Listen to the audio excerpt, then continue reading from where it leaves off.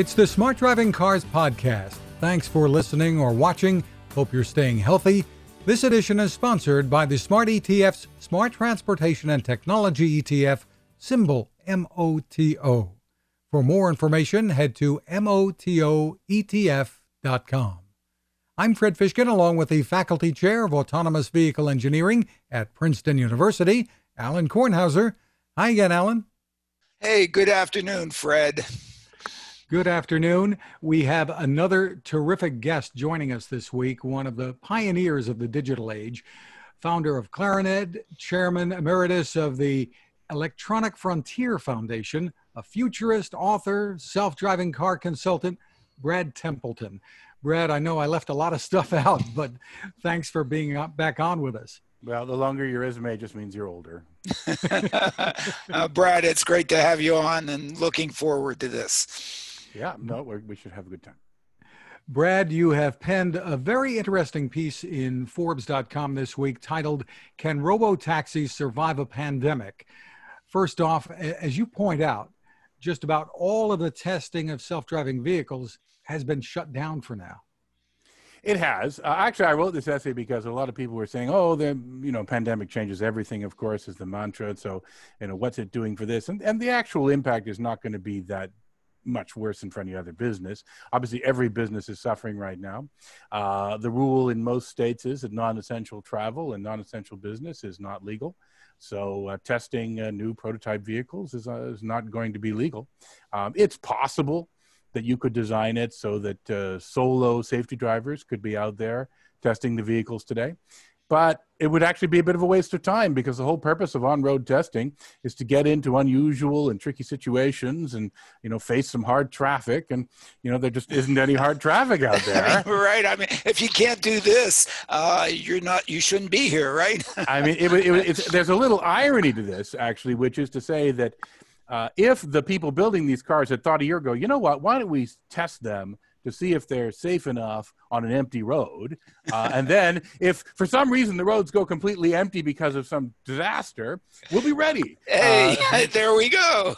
So nobody made that plan. So nobody did a safety certification for this environment. It's quite possible some of the vehicles at least, Waymo certainly, maybe some of the others, would be safe enough to drive on these empty roads. Although, funny thing is, I'm like everybody, I'm going for walks. It's the only thing you're allowed to do to leave the house. And there's more people on the sidewalk in my neighborhood than there ever were. I'm meeting far more of my neighbors, talking to them. It's actually that's a positive, refreshing thing. So testing right now isn't going to do a lot for you. The second problem, of course, is most teams are at the level where they really should have two safety drivers in the vehicle, which would obviously present a work or a virus hazard. Some teams, like Waymo, are at the level where they can run with one, or of course they occasionally run with zero.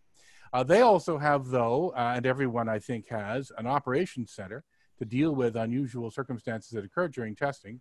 And you think the operations center could be something you could do work from home, but it doesn't actually turn out that way. And number one, you need to have really high quality, reliable bandwidth, which they've paid a lot of money. Now, Google and Waymo have more money and bandwidth than God, so that gives them the bandwidth to do this. But, you can buy that kind of bandwidth, but people don't buy it for their homes. And typically these remote control stations are pretty fancy setups. They'll have, 4 or 6 monitors to show you views in all directions. They'll have special gear. So not trivial to move to someone's house. So pretty difficult to test, even if it were worth testing right now. Bad news for those who got laid off. Easier to do a late night TV show than to set that up. It sounds like probably, yeah. But Brad, I think they are doing testing, okay, and I think that in some sense this may be a really great opportunity because it allows them to go from one version to another, and the testing they should or could and hopefully are doing is on all the simulators that they built. Oh, of course. And yes. They're testing and in fact, the fact that they can't be out there on the road is an opportunity to go from version X to version X plus 1, which is always which is not a non-trivial thing to do with versioning. You can go from 0.08 to 0.09, but but from, you know, the digits to the digits, it's always tough. And hopefully they're doing that. And in fact, doing the testing on their simulators, and coming out of this, I would hope that the systems that they have out there, which the key is really not the sensors, not the actuators, but the things that figure out what the hell to do, which is the software end of this thing, are a heck of a lot better coming out of this thing than we're coming in. What are your thoughts on that one? Yeah, there we go, and here we are. I've just switched into my self-driving vehicle just to get somewhere. You know, in the future, actually, we will be doing video calls from cars. It's one of the little things we imagine will happen. The bandwidth will be good, and the car will be there. So I don't think it's all that different, because that's a normal process already. You build a new software base, you do the regression tests on it, on all the things you got. You go into the sim with it. You feel it's comfortable. You deploy it in the road. But the reason you're on the road is, yes, to just verify that it's still working well. But mostly, all these teams are going out there trying to find new assurances that their vehicle performs well, new strange circumstances. There are people who argue, actually, that while it was absolutely necessary in the beginning because nobody really had anything else they could do, that the amount of on-road testing going on today is not necessary. Now, I'm not sure I agree with that, but there are people who are making some case for that. So I don't think they'd be. Now, one group of people who could be operating right now is delivery robot companies. So I am involved with one called Starship, but we, for better or worse, decided to build a lot of our early business on university campuses and corporate campuses. And what do you know? They're all closed. I mean, I think they have yellow tape around the Princeton campus. I mean, my goodness, it's the place where no virus exists is the Princeton University campus. Yeah, what an irony, because actually there's a huge demand for delivery right now. Demand for Uber, Lyft, all these things, that's gone to the floor. You know, transit, Uber, Lyft, nobody's taxis, nobody's. I saw a session the other day, and the head of the Los Angeles DOT said that I think taxis are picking up 100 passengers at LAX every day. All the taxis 100 are picking up 100 passengers. I'm surprised there are 100 people using LAX, but yeah, go ahead. Believe it or not, they are, but nobody wants to get into a cab. Nobody wants to get into an Uber. Nobody wants to get into a Lyft. They certainly don't want to get into an Uber pool. And this has caused some people to ask, and this is what somebody's hands on the wheel. I mean, what's going on? I mean, what do you have? Hands in the back of your arm? What's going on your video? I know. I stole this video. Disengagement. That is a disengagement. I certainly hope that they reported it to the California DMV. And the reason. No, because this is an ADAS system. I stole this video from George Hotz. I didn't ask George, so we'll see how he does. But he of course does not build. In fact, he's even switched his tune and said, self-driving's a long time away, but what I do with neural networks and ADAS, driver assist, is doable, and it is doable. Obviously, Tesla does it, and it's saving lives. George is doing it, yeah. I don't know if George's is saving lives, but it probably is. I mean, I guess I'm a believer in what Elon says. Elon certainly has the data if he would only release it to actually probably prove it. Well, we could go into that one. It does, but yeah. But we could go into that one, but I think the fact they don't release it is a sign, actually, that there's something missing in that data. I don't know why they wouldn't release really good data if they could. I mean, as we all know, and I guess this is one of my pet peeves with what's going on now. If the garbage in on something is garbage out, good data is the only thing you can have. You any thought that these things are actually going to clean bad data is like, really? I mean, unsupervised learning. I know we at Princeton are not doing unsupervised teaching. I'm not sure there's unsupervised learning. Never mind. We won't go there. That's a different. But getting back to the self-driving taxis, robo-taxis, as we like to call them. Autonomous taxis, whatever name we're going to use. Well, we all know that autonomous is way too of a mouthful of a word for the public to finally go on to. Yeah, so is automated, for that matter. When I was at Waymo, I was trying to actually push for them, because everyone was sort of paying attention to them. I said, you guys should definitely coin the term, because everyone will just follow you. If you come up with the generic term, you got a brand, Waymo. Yeah. You come up with a generic term, and people will probably use it. But in the end, have people arguing. We got some people have completely different meanings for driverless. We got people with different completely meanings for self-driving. You name it. Absolutely. Getting off of that, the robotic taxi. How about level 3? Do we have let's number them. Yeah. No, we're not at MIT. We don't use numbers. We're semantic. We put names on. Never mind. Go ahead. Not a believer in the levels. But one nice function that I thought was, I was thinking about delivery, which is there's huge demand for delivery.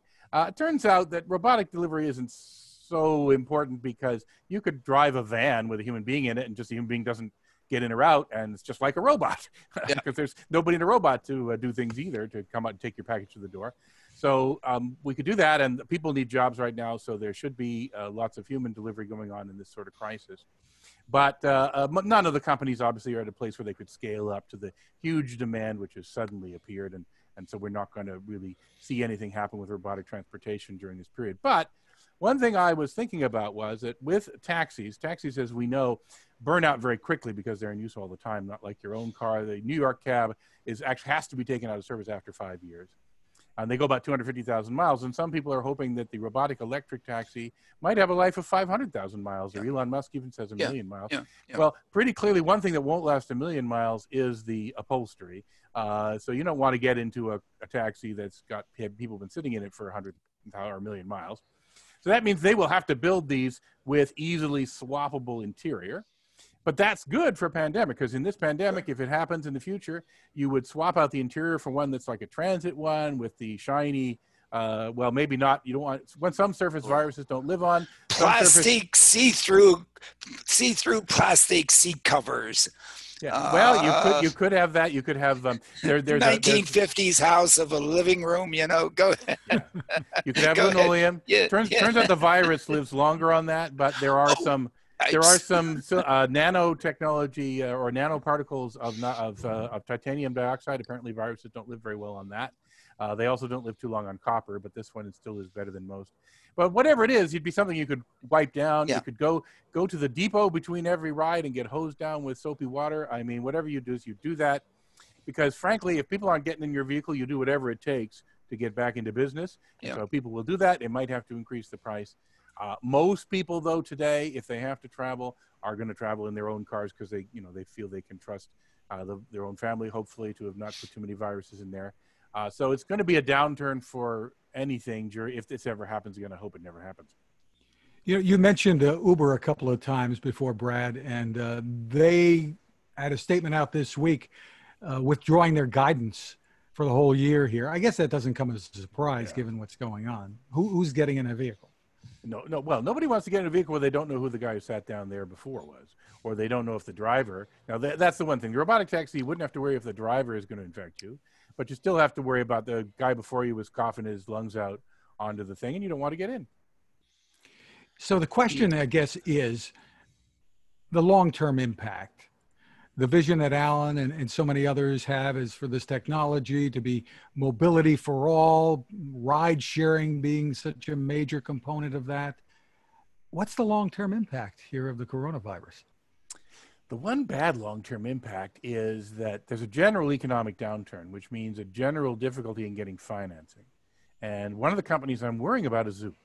Zoox recently announced that it had to lay off 100 people. Everyone knows that Zoox has been out looking for money. Zoox raised a lot of money, around $1 billion, an incredibly impressive amount of money for a startup. Zoox has a super ambitious vision, some would say too ambitious, to both build a self-driving system and to build an entirely new vehicle.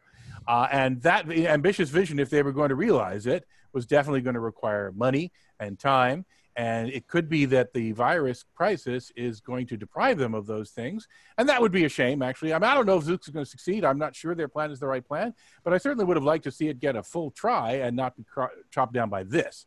It should be chopped down by its competitors if it's going to be chopped down. Plus, they've agreed to pay Tesla for hiring 4 people out of Tesla who basically brought some of the Tesla family jewels over to Zoox, and so they've agreed to. They said, "Oh yes, those folks did bring some things." What I read was it wasn't really family jewels, but yeah, these kind of these infights. Yeah. These infights go on, right? They go on, and I think, I sort of think it's good that that's being put out there, just so people try to behave a little bit more, okay, in doing these things and so on. I mean, I know out there you guys in California have sort of been going along just freely wheelie. Here in New Jersey, we're very straight and narrow and to the penny and to the letter of the law all the time. Of course. I saw a documentary series on New Jersey on HBO where they yeah, ooh, they explain that. No, but obviously it's a bit unusual. I mean, and what's happened to Anthony Lewandowski? Anthony is certainly a wild and crazy guy. Yeah, as we know. I've known him and worked with him for many years, but I'm certainly not a fan of some of the things he's done. Although I think it's good to have both the wild out there people and the conservative people together. But nonetheless, his battle has been a circus sideshow to watch with immense amounts of money and criminal charges, and he's pled guilty. He's going to go to jail. Companies actually don't like to get into that, but obviously Anthony made some enemies at Google, and he's paying a price for that. I don't know about the whole Zoox Tesla thing, and but what I'm more worried about is we've also seen some layoffs at a couple of other companies happen this week. Every company in the world has had layoffs pretty much. Sure. But it comes at a critical time for many of these companies. I just had a long chat with the guys who built Starsky Robotics, a robotic trucking company. They died before this crisis, but they died in part because the money is not flowing as freely as it did a couple of years ago. And it's going to flow even less freely this year. We'll continue in just a moment, but this is a good time to remind you about our sponsor, the Smart ETF's Smart Transportation and Technology ETF, symbol MOTO. You can get more information at motoetf.com. If you aren't familiar with ETFs, it's a good time to do some research. They can help to spread risk while investing in a category of stocks. To learn more, check out the white paper titled The Smart Transportation Revolution at motoetf.com. It's under the Insights and News tab. Great information there that can help you make informed decisions. Moving on to some other stories here. I hope they don't have any Uber and Lyft in that ETF. Although to comment on your comment and the guidance that Uber's given, Uber losses may be reduced. Okay, because they may end up the revenue is not going to be anywhere, but the losses, I don't know. Look, I mean, part of the fundamental problem with Uber and Lyft is unless they get to driverless, they can't scale. Has always been my argument on that. And great, they're doing mobility for 1% of the trips. Wonderful, that's great. But to think that you're going to do it for 10% of the trips or 20% of the trips or 30% of the trip, which is really how you support the valuations, you've got to be able to scale. And that's been their plan for a long time. Obviously, investors didn't agree. They got an extremely high valuation, I think even higher than their current valuation from private investors before they had a cognizant self-driving plan. So I agree with you and they agree, that self-driving is a very important part of their strategy, but the investing public didn't actually think that at the beginning. So it's just like with Tesla. I think Tesla's very high market valuation, greater than all the existing car companies in the United States, is almost entirely because people are betting on them making a great electric car that's really popular and that gets a dominant position in the automobile industry.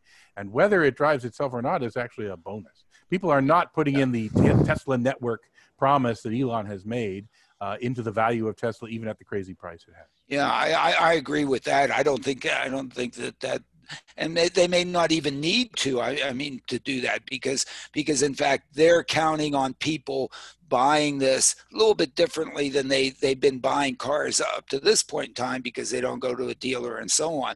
But this is a consumer product rather than a business professional fleet product that is out there providing mobility. And so the opportunity for people really liking it, buying it, and certainly you can read a lot into the numbers that they did in the first quarter in China.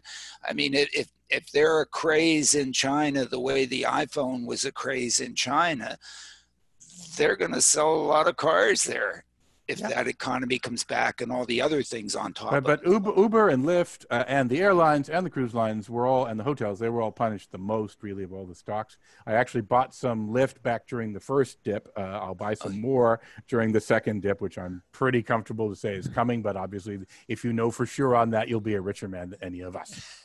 Yeah. Now, I'm not going to tell you what I'm going to do because I buy low, sell high, and the best investment strategy is to do the inverse Kornhauser. So, I think you meant you buy high and sell low, but did I say I buy high, sell low? Well, yeah. The way you're supposed to do the joke is you say it's buy low and sell high. Nobody told me that. No, I mean it's the same. It's the same thing, but. Damn it. Yeah. Hey, Alan, I am so bad in these situations. I don't even want to talk about it. What? You've been talking about Tesla here, and Elon Musk is saying that he's going to update Smart Summon, your favorite feature in the Tesla, so that they can drop you off. Yeah, drop you off and go park themselves. And Electric reports a lot of Tesla owners aren't really finding Smart Summon now that useful.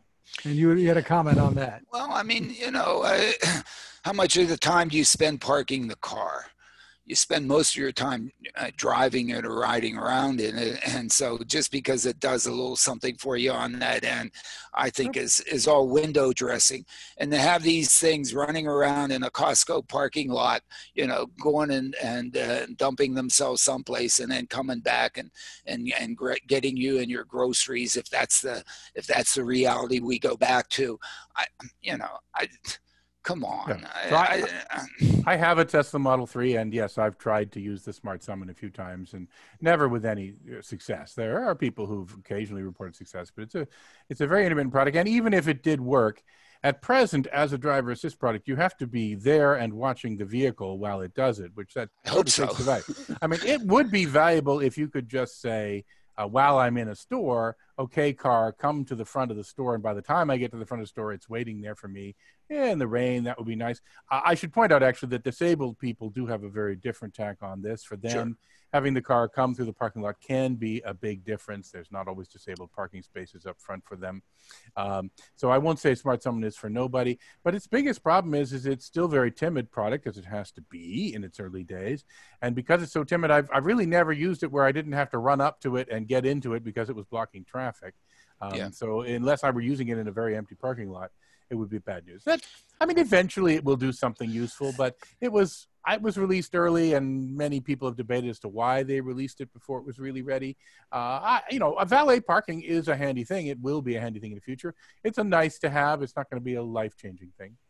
How about today's scenario where you have stores that could come out and put your groceries in there, and you can be standing, 300 feet back, not going close to the store? I don't know. To me, all those things are goofy. They're all goofy.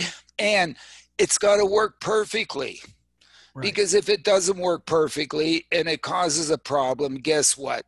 Everybody gets a black eye out of the darn thing. And hopefully not worse than a black eye. Right. A lot worse than the black eye. In other words, it takes the air out of everything. And if we're really going to do this, then let's do it for the right reasons. And of course, I think the right reasons is to provide mobility to the people who don't have already 14 different ways to go from A to B, and let's focus on making that happen affordably and improve their quality of life. But anyway, I think I'm one of a very, very few group. In that group, everybody wants to say, okay, all right, you don't have your Uber Elevate today, use your driver. Never mind. I think that they probably just were sitting around saying we got to put out something where the car moves with nobody in it. What can we do? Well, we can probably pull off a parking lot half the time. Yeah. And so they did it. And, as I said, they rolled over their own foot. But that doesn't mean it won't be Yeah, something to put out on. in some future when we've got nothing better to do, it's a great thing to do. I think what it has helped Tesla though is the autopilot itself. It makes the car a heck of a lot easier to Yeah, drive. by It's the way, more comfortable, and I'll you tell tell you- me you own one. Tell Yeah. us about it. Yeah, no. I mean, autopilot's actually very nice. It's better than I expected. It does make you more relaxed. I mean, you definitely have to get the right mindset of paying attention. Absolutely. Otherwise, you die. The way you treat it is you say it just makes driving like you're on a perfectly straight road with cruise control. Right? So now you don't have to worry about the curves. You still watch the other cars. You still what's going on. I want to say something about the valet parking in the Smart Summon, because there is a value which they're not ready to exploit yet, which is quite high. And that is that cars that can valet themselves can store themselves in parking lots way more densely than regular cars can do. So you could have eventually a parking lot saying, look, we're half price for Teslas, because you put your Tesla in here, you tell it to go up, it finds a little spot, it parks densely with the other cars, they get out of the way if someone else wants to get out. You can use half the parking space. You can use less than that. And if you started doing that, then people would say, wow, I'm paying half of my parking. That's a real value to me. But they're not at the point where they can offer that yet. And it's obviously something you have to offer sort of parking lot at a time. You might even have to have a map of the parking lot, which Elon hates. But down the road, we're going to make parking really cheap. I mean, parking, if you take what I believe is the future of urban transportation, which is what I call mini mobility, halfway between micromobility and cars that are for one person that are only, about 4 feet wide. Well, you can fit 5 of those in the traditional space taken by a regular car parked by a human being, if you park them robotically. So we're talking about parking costing 1/5 the price. And in fact, I believe we're talking about parking costing maybe 1/20th of the price when you factor in some other things. So don't dismiss what automatic parking can do. It's just Tesla Smart Summon is only a very early part of that. Yeah, also, I think part of BMW's original motivation for this kind of thing, which I think was one of the sources of this, was that in Europe, home garages tend to be smaller than in the U.S. And in fact, in certainly buildings that were built a while ago, you could barely fit a car. And I think that the idea with that was to take the car in and out of a very tight garage where you can't open the doors and things like that. So yes, for those situations, fine. For Costco or whatever, for non-handicappers, I don't know, whatever. Here's the problem is I've been tempted to use not the Smart Summon, but just the regular Summon feature they have when I've gone to a parking lot and there was nothing but a really narrow space so I wouldn't be able to get out of. And I said, I could get my car to go in there and go out of that. But the guy next to me could never get into his car now. So what he's going to do is he's going to take a tire iron to my car. Absolutely. for having blocked him in. I agree with that one. Yeah, absolutely. I mean, there was the commercial on Super Bowl by Hyundai in which, they had people in Boston go use the Hyundai's, stupid summon to go jam their car. Smart Park is what they called it. Smart Park. Smart Park. They call it Smart Park. Yeah. And I commented, you do that in Boston, guess what? You're going to have broken windshield. It's going to be keyed. You're going to have it. But your Tesla will have taken video of that for you that you can relax and enjoy later. No, this is Hyundai. So I guess Hyundai, whatever, yeah, right. They have a few videos. The Tesla video feature has caught people doing bad things to Teslas, and then everyone puts the video up on YouTube and tries to find the guy. It's great entertainment if nothing else. It's probably, although most of it is probably staged, so I don't know. I mean, to me, all those things. I was driving down the road and somebody was sleeping in their Tesla, and then I just looked at them for a while and then I drove away. I mean, who would be that callous to I mean, I'd be honking the horn, wake up, but they're staged. One thing Tesla could do today is they could convince some parking lots, especially in the Bay Area where every car is a Tesla now, to just say, you can probably, because of that thing, you could probably fit, 8 Teslas in the 7 parking spaces. Yeah. And you have space between them. And they could just take out 7 parking spaces and say Teslas only, 8 Teslas here, draw narrower lines. And this would be something Tesla owners would say, oh, look at me. I am better because my car can park in this. And people love, let's face it, the most of the value in a car that people buy is getting that nameplate so they can say, look at me, I'm the kind of person who has that car. I think the Yeah. Cybertruck is going to be pretty wide, though. I don't. It is. It can. It in theory can just drive on top of the other cars if they leave too small a space. So no parking issues for you in Cybertruck. Yeah. Alan, we've talked about Voyage quite a few times, and the CEO, Oliver Cameron, is saying while his operations are halted for now, like everybody else, he envisions the pandemic will lead to more demand for autonomous vehicles. In the newsletter, I think you point out there's not much else he can say. Yeah, well, I mean, he's supporting his company, and he should, and I think putting as bright of a picture on there, I tend to sort of be a little bit on his side. I think that, again, this is giving the coders a breather in which they can go really fix up their code, and as opposed to putting a patch here, a patch there, and patch there. And I hope that that's the way they're using it. And since the coders are, I don't imagine any coder is now, oh, geez, they're making me work from home. Oh, my goodness. I mean, my parents' basement is always where I wanted to be. Never mind. Maybe that's not the right view of coders. Don't look at me like that. But, all that stuff should still be moving, without the necessity, as I mentioned earlier, to be out there physically doing this, because the simulators are not so much better. And so I think they're still progressing ahead. What has to progress ahead, where the real hang up still exists, is in the software. Okay. Right. It's the software. It has to handle more of the corner cases. It has to be more reliable. It has to operate better, more like the rest of us, if you want to put it in that term, so that it can integrate into a system of where a bunch of humans are operating, because at least in the beginning, there are none of them and all of us. And they can't be sticking out like sore thumbs. Otherwise, I don't know what we'll do if they don't cooperate with us. And but if they do, and they work well, and they don't crash, and they make people comfortable, and it's relatively inexpensive, then I think there's a market. I don't think it's going to be teach them to go bad. Through the yellow lights, etc. Is that? Yeah. Well, yeah, if you're in some places, but it's yeah, not going to be good or bad, right? It's just it's going. I mean, it's going to be bad for people who are looking for money, but other than that, it's just going to be like for everyone else in the world, a pause, and it's not going to really boost anything. No. Yeah, Fred, as you mentioned, go through the yellow lights, maybe. Okay, I mean, look, the rules of the road and the traffic laws were written for humans. And for humans to then operate in that, assuming that there's a little bit of leeway in there. Why? Because humans test the edge of the cage. They take things a little bit farther. Speed limits are supposed to be set at 85% of the level, the speed distribution of the normal speeds that would happen without a limit.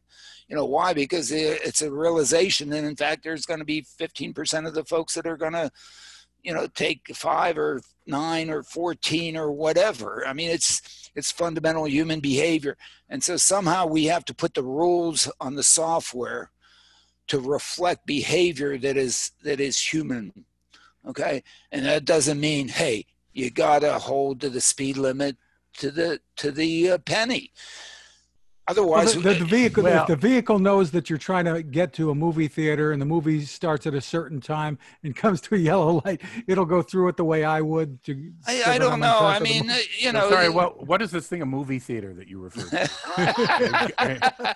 yeah. That's a business that. Which is going to, I think, have a much harder time coming back. They've been having a hard time, but this is. If there's nobody coming through, and it knows there's nobody coming through, why is the light making you stop? Just because some traffic engineer decided to time it that way that you should stop? The reason it's making you stop is so that the human brain has the opportunity to see that, in fact, it's safe, or if they can't see, they're going to let you in. We're going to tell you that it's safe. But if the system knows, why should it stop? What's the matter with a rolling stop sign? Okay. the reason we have stop signs is that we can go out there and look here, look left, and decide to go. If the system knows there's nobody there, Well, I've actually made waste energy. Is that the reason we're making them stop? Go I've ahead. made a much more radical proposal for how the vehicle code might look in the future. The vehicle code is written because humans can't be depended on. And so you have to, give them some rules and constraints to keep them within safety boundaries. So as far as the self-driving system and designing the software for it, everyone is on those teams is focused on making sure their vehicle performs safely and doesn't do anything really bad. So the vehicle code actually can be reduced to just a couple of rules. One is be safe, which the engineers already know they're going to follow. Right. And the other rule is don't unfairly get in other people's way. Which is what most of the vehicle code is, just to make sure that we don't get in the way of other people and traffic flows. And then the third rule is just, there can be some local variations about what you can do on this particular lane or this street. But the first two are the main core. And the difference between the system today and the way it could work in the future with more self-driving vehicles out there is that you can actually get the drivers of all the self-driving vehicles in your town or state in a room and say, okay, we have some issue that's happening. We need to change how vehicles behave. And you get the 30 of them, and there's not going to be more than that. There's probably going to be 10 of them. You get them in a room and say, how should we solve this? And they'll say, okay, we can do this, great. Okay, we do it, great. And they go home, and then all the vehicles now perform by the new rule. You don't have to say no left turn here, because every so often someone's going to try and turn left when someone's coming, or you can't judge the distance. It's just something that you solve in a more ad hoc way. When robots make a mistake, the one amazing thing about robots is when a human makes a mistake, we learn about statistics on human mistakes. That's what actuaries do. When robots make a mistake, we learn how to stop all the other robots from ever making that mistake again. If we share the data, and we need to share the data, but go ahead, yes. I mean, even if we share the external particulars of it, which when there's an accident, we certainly do. I mean, I don't even think, it's good if we share internal learnings. So one of the companies I'm involved with, deep and together with the World Economic Forum, we're now building what we call a safety pool, which is a system where people can contribute scenarios and training data on unusual situations that they've encountered. And the reason people will do this is that because at first you might think, oh, well, all these things I've gone out and driven, they're my crown jewels. I've spent a lot of money to get them. If we get 10 companies into the safety pool, and we've already got about, I can't remember what the number is, but we've already got quite a few. Then what happens is I put in one thing and I get back 9. And so it's a win. Even though I'm giving up something really valuable to me, I'm getting back 9 things other people thought were valuable. Everybody wins. Everybody's safer, and the field progresses. But safety is a joint exercise, not a competitive exercise. And the better we join and cooperate on that, everybody gets better. We compete on that. We cut each other's throats. Now, we'll compete on it a little bit, but you want to have the base level shared among people.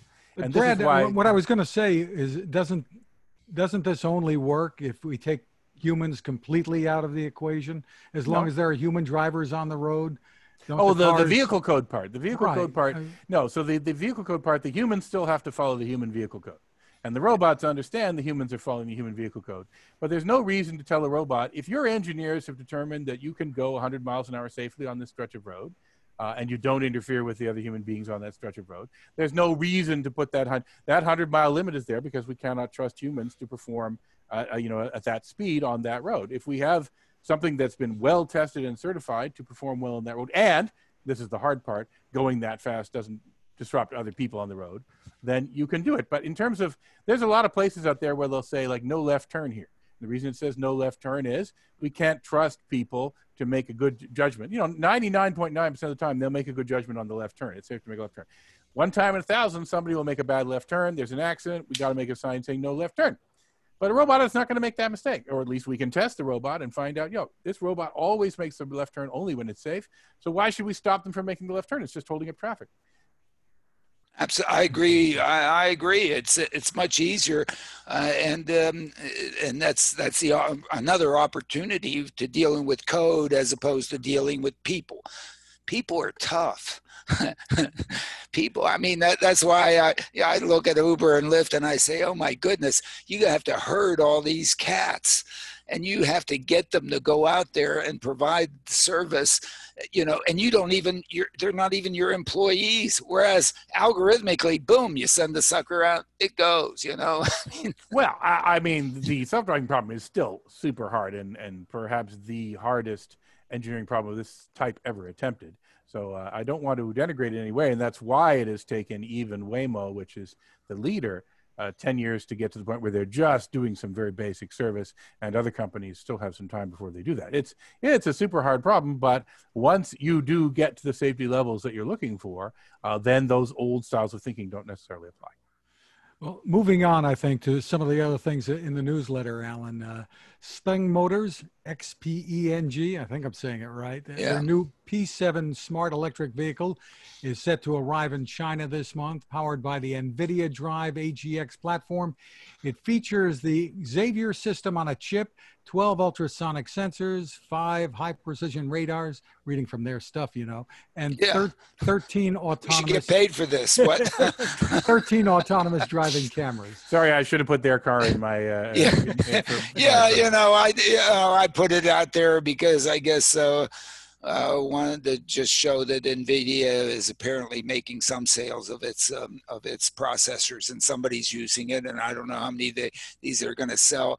And in some sense, it's sort of interesting that they claim it to be level 3 ready. I mean, I don't even know what level 3 is. Level 3 ready, Brad? Do you have any idea? I mean, that sounds like a marketing term to me. Oh my goodness! Boom! But whatever. But at least, one of the things is that the software, you can update it over the air. Updating hardware is really tough. I mean, you got to bring the damn thing in, get a screwdriver, whatever. I mean, it's really tough. So it's nice to have cars have the sensors and the controllers and the processors on them that in fact can then eat new software, and the software that comes on will allow those to evolve, which has, I think, also been partially what Tesla's been all about, is to create an environment in which, the things that are really tough to upgrade, come out of the factory, the best that you can possibly put in there, anticipating then that the software will catch up at some particular point. I actually think that you do have to upgrade the hardware in these vehicles, and you will be upgrading the processors, and those NVIDIA chips. NVIDIA's whole business is making sure they have a GPU that's twice as good every couple of years. They're the last guardians of Moore's Law. Basically, the fact that people want more realistic spattered blood in their games is what's been driving Moore's Law for the last several years. And bless them. For killing all those virtual monsters,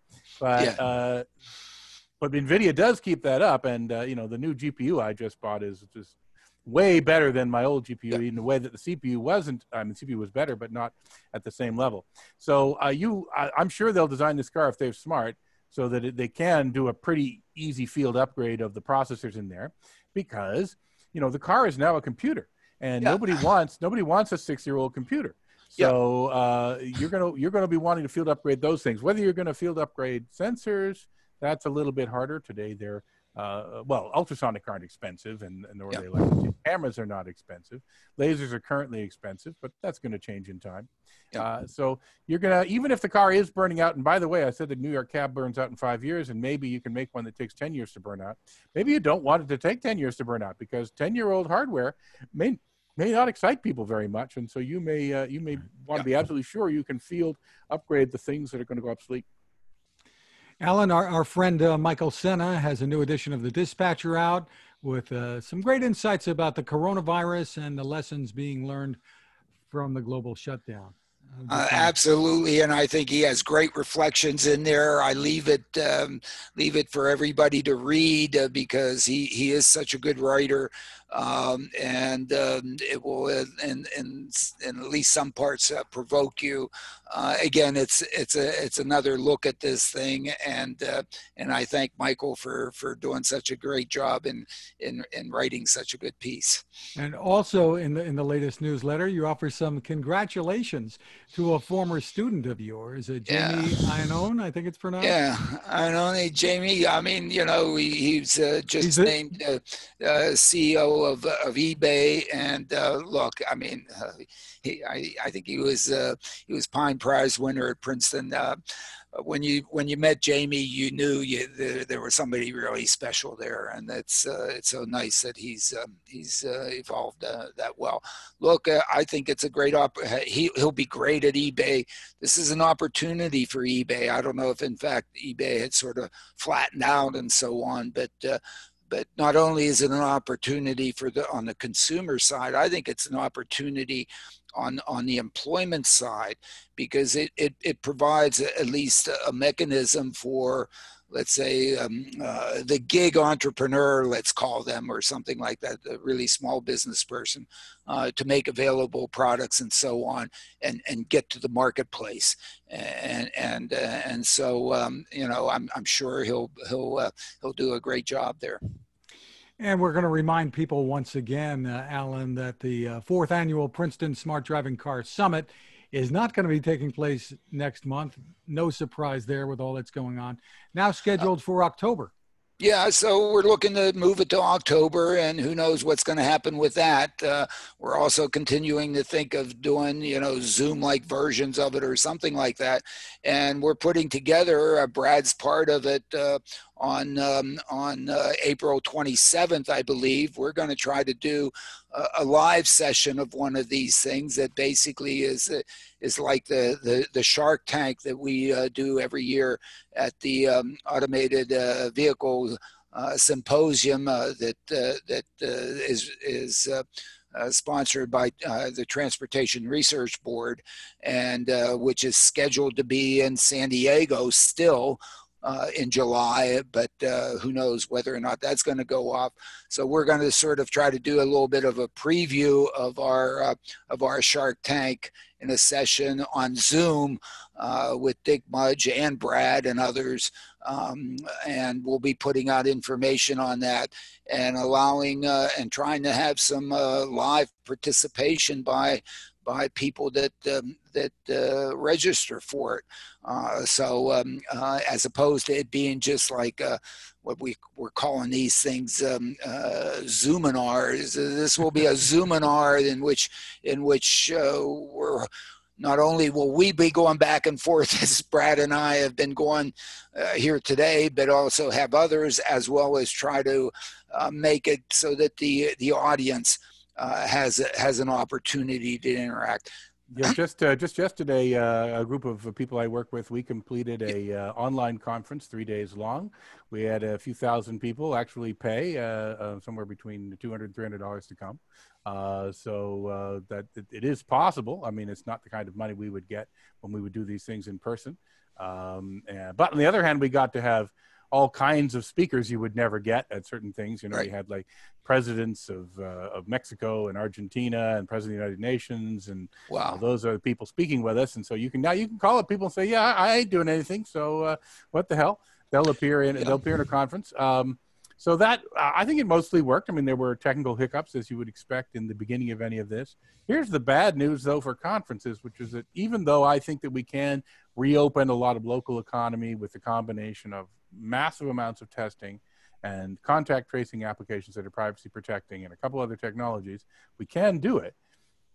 We're going to be much more reluctant to have events which draw people from all around the world or all around the country to come together in one place. That's just a natural bad thing waiting to happen. You just need the virus to be doing secret spreading in any one of the towns that people came from, and suddenly you've created a spreading nexus for it. And so I'm afeared that the conference business may be in, and unfortunately that's where I make a lot of my money, it may be in bad shape for the rest of this year. Yeah, but now you can do it from your house. Look at that. Yeah, well, that's why I built this. I built this thing here so that it could look. I mean, I can show you the real world here. It's much more boring. Don't put the fire. But to your point, Brad, pay no attention to the curtain behind the man. Yeah, it's a green screen. But Brad, to your point, I think it's very important. One, the expense side is of course enormously reduced because you're not feeding people and so on and so forth. But I think the opportunity to get interaction and to meet, and then bringing people from all over the world. I look back at the 2020 Consumer Electronics Show in Vegas. I was there, probably probably with viruses, yeah. Well, Alan, you weren't at 2020. You were at 2019. I was at 19. In 2020, I was in a hospital. Okay, so and whatever. But my goodness, you mean the virus wasn't there? Of course it was. It didn't spread? Of course it spread. People didn't take it back home to them and spread it? There's been a lot of anecdotal stuff about it. That's January. Right. Okay. Yeah. Okay. 200,000 people there, who knows how many from Wuhan? Who knows? There's been Close a lot of online interaction. chatter about that, Alan, about There. people who came home sick and I don't know. It would really be nice if they would get the tests up so they could test all of us. Yeah, I think we should test everybody every couple of days. It is doable. There is a technique called group testing, which allows you, when you have a low density of a virus, you test 128 people, and you either get back a positive or negative on all of them together. And then guess what? If you get a positive, then you do a binary search. And so you can actually do testing as low cost as you want if there's not too many people who have it. Right. And in a sense, I think we can do that. But the discussions, at least that I saw this morning, the thought we want to get up to, do testing of 500,000. There are 330 million people in the United States. Yep. And I think we can do a proper statistical if you can test 128 at a time, you can test all 300 million. You can test all 300 million. Absolutely. I think if we put money anywhere, that's where we should put money until we each wear a Star of David, as I like to say, which now the Star of David is going to be, hey, you're good with respect to the virus. You don't have it. Then the one you need is the one that says you've had it, not the one that says you don't have it. That's the passport thing that they're talking about. Yeah, you don't put it on the people that haven't had it. You put it on the people that are safe, and you allow them to go out there. But until we have that kind of system in which we can tell that the people that we're around are not going to bring at least this pandemic to us. We got a lot of problems. But this is a rat hole. Yesterday at this other event we did, we got someone put together quite a good mobility panel, and he had the head of Sidewalk Labs, and we had the woman who runs LA Department of Transportation. Yeah, she's largest transit union. Yeah. All these people with tremendous mobility experience, and then they decided to spend their half hour talking about coronaviruses rather than talking about mobility. Well, so let's not fall down that one. Yeah. Let's not go down that rat hole. Brad, it's been great. You really put the zoom in Zoom for us with that background. Absolutely. Yeah. Well, we'll have a different background every time. Thanks for all your insight, Brad. Really terrific. Appreciate you joining us. Thank you, Brad. That'll wrap up this edition. Thanks to our sponsor, the Smart ETF's Smart Transportation and Technology ETF. The ticker symbol for the ETF is MOTO, and more information is available at motoetf.com. You can find us at smartdrivingcar.com, also on Anchor FM, Spotify, TuneIn, Apple, Google, Spreaker, SoundCloud, wherever you get your podcasts. You can ask your smart speaker to play us too. Alan does it all the time. You can find my tech reports at techstination.com. I'm Fred Fishkin along with Alan Kornhauser. Thank you for listening, and please stay safe and healthy.